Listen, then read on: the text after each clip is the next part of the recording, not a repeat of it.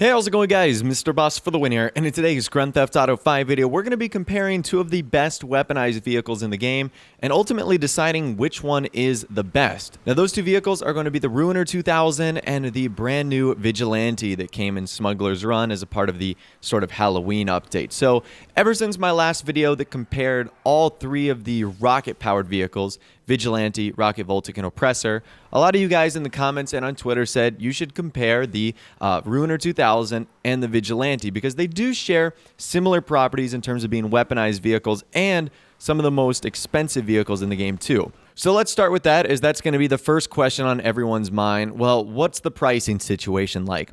So right off the bat, the Vigilante is clearly the cheaper option, but is there a little bit of a twist? We'll talk about that in a bit. So the Vigilante has one price, $3.75 million, whereas the Ruiner 2000 has two prices. A price that you can unlock by doing a special mission. That price is $4,320,000. Or if you just want to get it straight up, its price is $5,745,000, one of the most expensive vehicles in the game. So right off the bat, you would automatically think to yourself, well, that's a no-brainer. The Vigilante is cheaper. However, getting to our next point, the Vigilante has to be upgraded inside of a mobile operations center. The Vigilante cannot be brought to the Los Santos custom shop, which means if you don't own an MOC, you have to buy one, which is at a minimum going to be over $1 million, close to $1.5 million with the vehicle upgrade bay required inside. So even though the Vigilante is only $3.75 million, if you add $1 million and a half to it, you're pretty much getting close to exactly where the Ruiner 2000 price is going to be, if not even more expensive.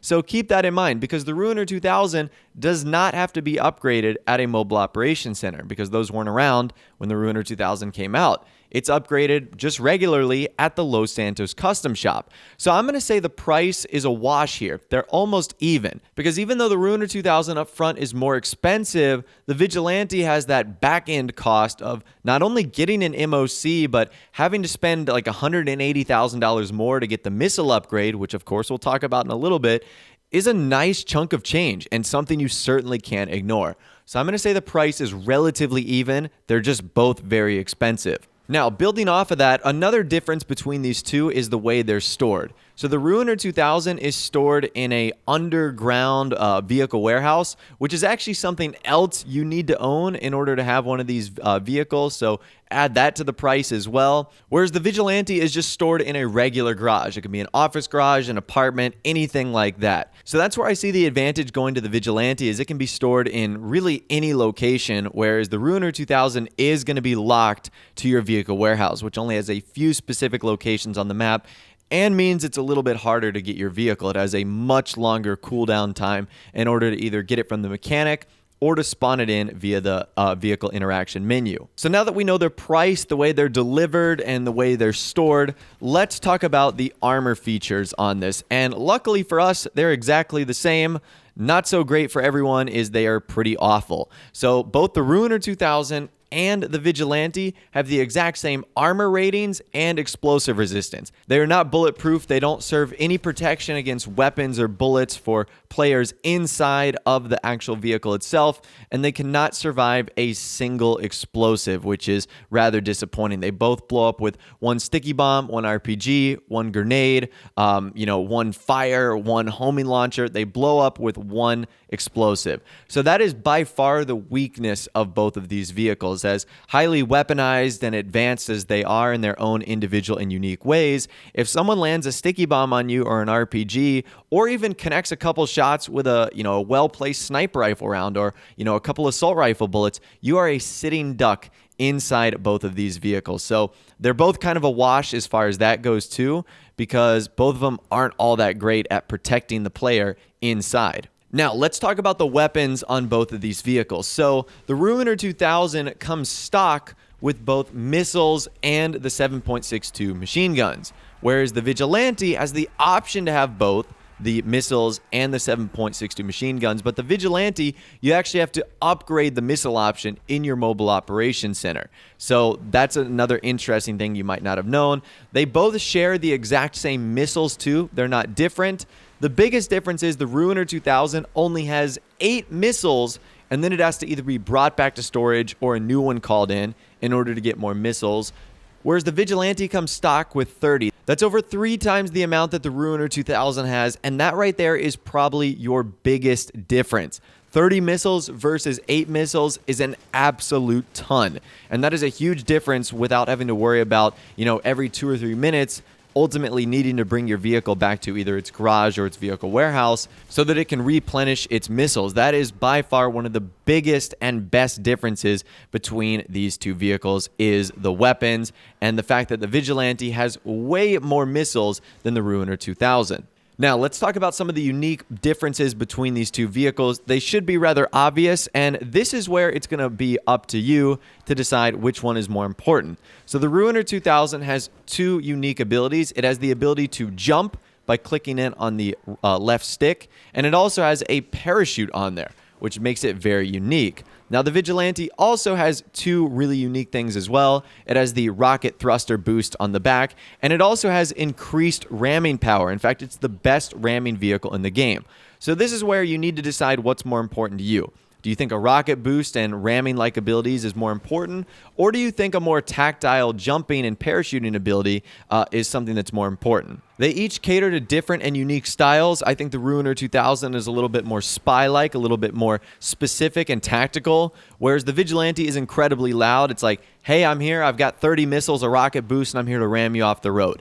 And that's pretty much where I think the difference is between those two vehicles right there as far as their special ability goes. I personally think that the Vigilante has better abilities because that ramming power is basically like a mini Phantom Wedge going down the road. I mean, you can just move people out of the way, whereas the Ruiner 2000 has almost no stopping power, and it's kind of tough to navigate through traffic on the road sometimes. Now, something that's a little bit difficult to compare between these two vehicles is speed, because they're 2 different vehicles. The Ruiner 2000 is a muscle car, the Vigilante is made by Grotti, it's a supercar, so you can't really compare the two.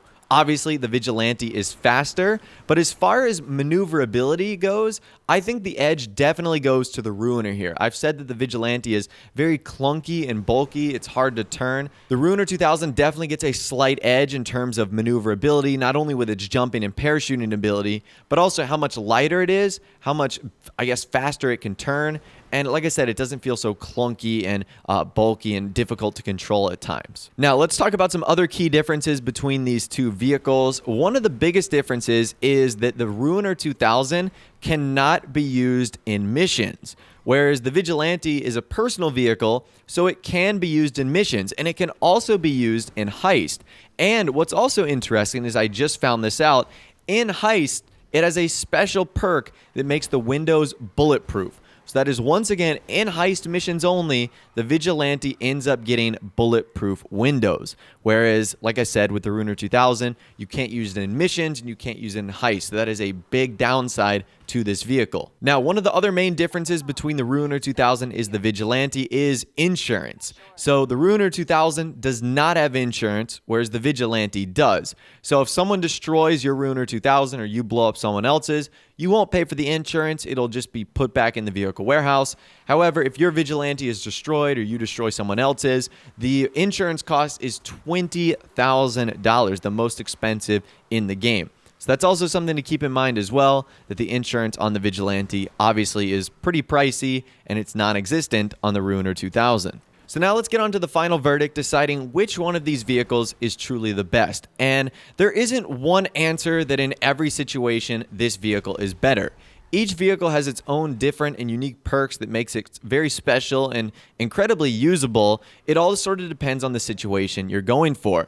If you're looking for the cheaper option, I would say that ever so slightly, the Vigilante is going to be your better option. So even though the Ruiner 2000 doesn't require an MOC in order to be upgraded, it does require a vehicle warehouse in order to be stored, which generally by default are more expensive than stuff like apartments or even garages that you could store something like the Vigilante in. So I'm going to give a slight edge in price to the Vigilante because number one, it's cheaper by default, and most people likely already own an MOC, so that cost has already been diffused throughout the price of owning the Mobile Operations Center. So slight edge to the Vigilante. Armor and bulletproof protection are a wash. They're both pretty awful on both of these vehicles. I would certainly give an edge to the Vigilante also as far as weapons goes. So even though you do have to pay for the missile upgrade, you get 3 times more, which I certainly think is worth it. 30 missiles, the exact same 7.62 machine gun on there. So missile upgrade certainly goes to the Vigilante also. I would say maneuverability definitely goes to the Ruiner 2000. The ability to jump over objects and the ability to parachute whenever you want is certainly pretty useful.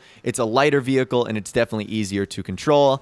However, top speed and ramming power, that's going to be going to the Vigilante also. That rocket thruster on the back, obviously it can't even compete, and the ramming ability, it can't compete with it either. So that's that right there. And then as far as accessibility goes, I think I'm going to give that a tie. So the reason I'm giving it a tie is because the Ruiner 2000 is stored in the vehicle warehouse, which is not all that great, whereas the Vigilante is stored in something like a personal garage, which is really nice.